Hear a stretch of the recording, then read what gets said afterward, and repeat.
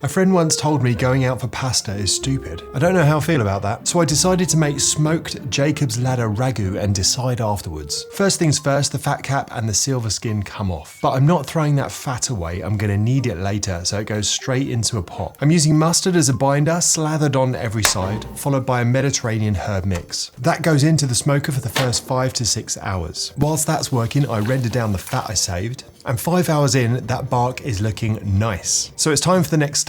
Onto some butcher's paper, and I pour the rendered fat straight over for extra juiciness. Then I wrap it up, which would have been a much easier job if I'd ordered the correct size paper. But I made the best of it, back into the smoker, and this stays in until the internal temperature hits 93 Celsius. When the ribs come out, I let them rest whilst I get the tomatoes onto the smoker. The fat I've collected from the ribs goes over them, and they're in for 20 minutes. Right, let's have a look at these. Yep, I'm pretty happy with that. Now, for anyone thinking this is a waste of good smoked ribs, just know that I only needed 600 grams for the ragu, and I had considerably more than that, which meant several foldies, one of life's great pleasures. The rest gets shredded, ready to go. When those tomatoes came out, the skins just slipped straight off, and that smoky tomato flavour fat they were sitting in, I kept every drop of it. I saw an Italian Michelin-style restaurant use a mincer for their sofrito instead of a knife. Onion, celery, carrot works a charm. That tomato fat goes into the pan, sofrito follows. I'll be honest, I did think I'd done too much, but it did cook down beautifully. Tomato paste goes in. I cook that out for a few minutes until it's deep and fragrant. Then a good amount of red wine and let that reduce. In go those beautiful smoked tomatoes, then good quality beef stock, then the shredded smoked rib meat, and a bit more salt. For one more layer, I gently crushed some juniper berries and put those into a bag with some bay leaves and thyme. Juniper gives this subtle earthy warmth that really works well with smoked meat, so that goes in. Even though the meat was fully cooked going in, I still gave this 2 hours. I wanted to let it reduce and let everything come together. Okay, whilst that's working, am I going to go to all this trouble and not make my own pasta? Of course I'm going to make fresh pasta. Flour and eggs into a well, a little salt, bring it all together, knead it, roll it into a ball and let it rest for an hour. Then I cut into quarters, press each quarter into sheets and roll those through the machine. I'm cutting this into pappardelle. Those hang until I'm ready. If they sit flat, they'll stick together. Pasta goes into well-seasoned water to cook, and when it's done, you'll want to save a cup before you drain it. You're going to need it. Some of the ragu into a pan, pasta goes straight in, a little of that pasta water and some pecorino romano grated through. At the last minute, I tore in some fresh basil. I twisted it so it sits up nicely in the bowl, and I made sure there's good meat distribution through every part of this. Bit more cheese to finish, some Maldon salt and some fresh black pepper, and a good drizzle of balsamic vinegar. It gives this lovely sweet acidity that cuts right through the richness. My friend said going out for pasta is stupid. I don't know, maybe she's right.